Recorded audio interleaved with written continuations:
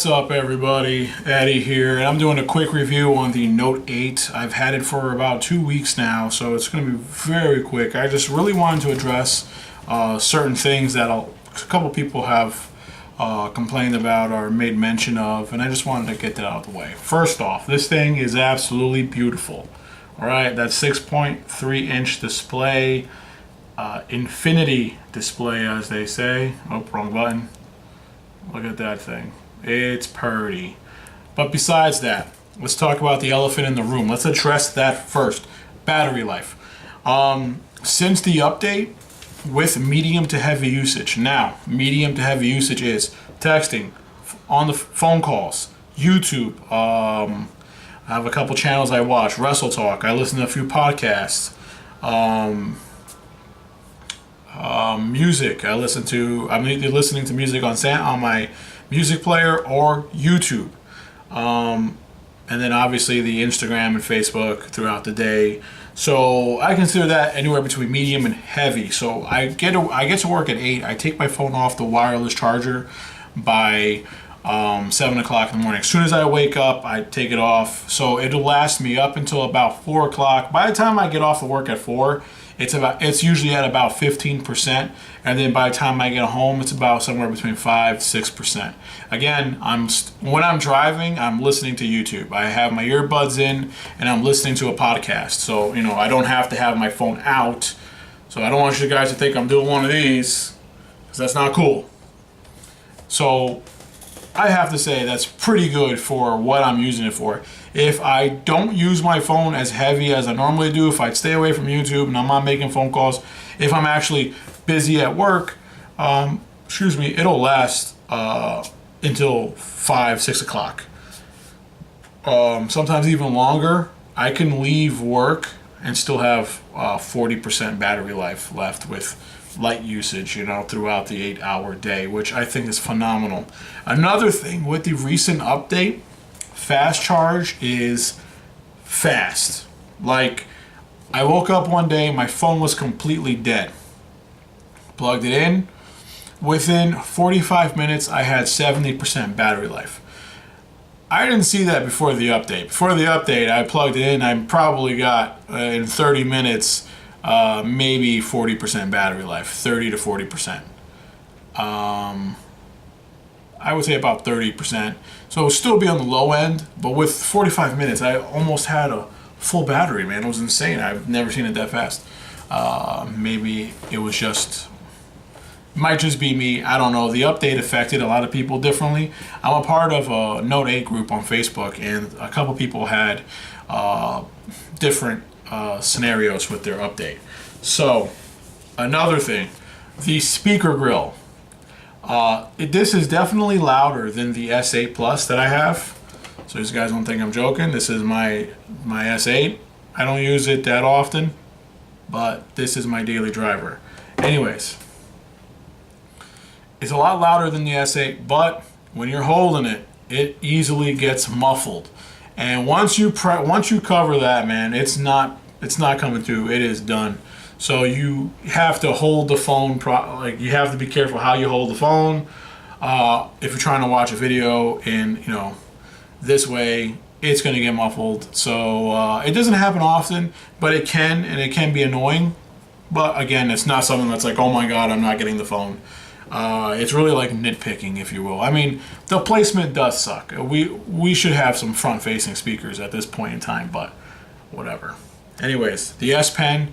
Epic. I love it. I use it for YouTube. While I'm editing videos through my YouTube app, my analytics app. I can edit videos. I also have a couple other video editing apps on this phone, and with the pen I can get precise to the second, to the millisecond of a video, and I love that. It's fantastic. Now another thing, the fingerprint scanner.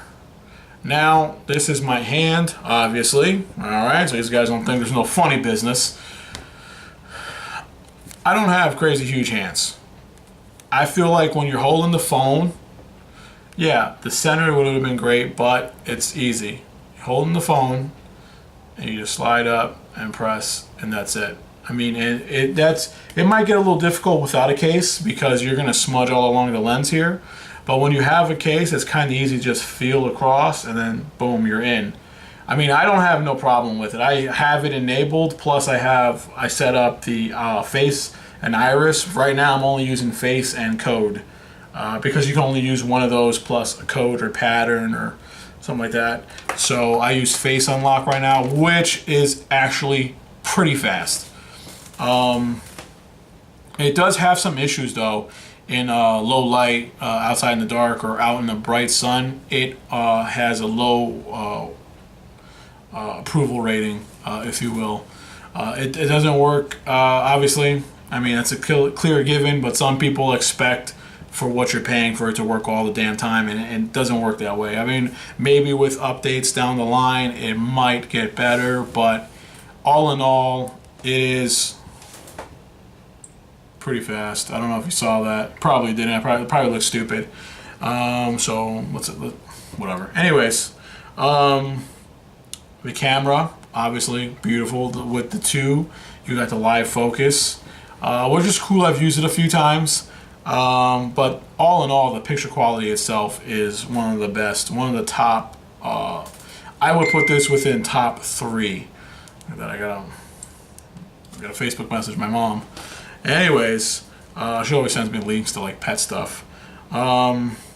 So, you know, your traditional specs, you got your Snapdragon 835, 64 gigabytes of onboard storage, which with the ability to expand it. The 6 gigabytes of RAM make it buttery smooth. Now, this is the first phone that I've actually have not downloaded Nova Launcher on.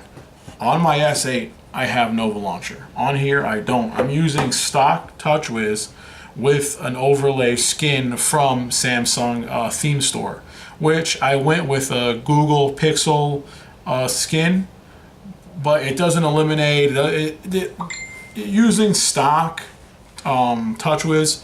You're not going to get as customizable as you can with the Nova Launcher, but the reason I always went with Nova was because the TouchWiz tended to be laggy, would stutter a lot. But with this phone, I have not had that issue. So I have kept TouchWiz on here, and I'm loving it. I just have that skin over, and that's it. It gives me the Google icons. I don't know if you can see that at the bottom. I got the Google icon skins, and a couple other things. The dark. Oh shit, I'm not even in the thing. Dark notification panel or utility panel, whatever you call it. That's really it, guys. That's all I have written down here because I honestly just thought that it just needed to be said. From your average consumer, I know you got your bigger channels that have already put it out there, but a lot of times you never know where they're oh boy, text message. I'm Mr. Popular today, man. Let me tell you.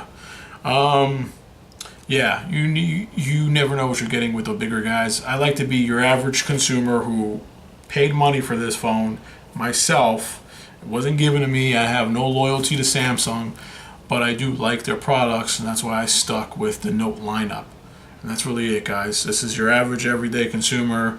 Eddie here at iTechUnot, and honestly, I highly recommend the Note 8 if you're an Android fan, if you want the latest and greatest top specs. Obviously, you are paying a lot of money for it, though. It's $980 or $960, depending on your carrier. Now, with Black Friday around the corner, you do have a lot of specials. They're knocking off $300 to 50% off. Now, I'm not saying that this. There are other phones, obviously. The Google Pixel 2, the Google Pixel 2, the Essential phone, OnePlus. Those are all great phones too, but this is a high-priced flagship, so the price tag itself might not be for everybody. There are alternatives out there that are really good phones too. This for me is just great. S Pen wise, it makes for a perfect phone for an up-and-coming YouTuber. I also, if you are an up-and-coming YouTuber in the market, you can go with the Note 8 or the LG V30, which offers a lot when it comes to camera and video quality and ability settings and whatnot. So there you go. I highly recommend the Note 8.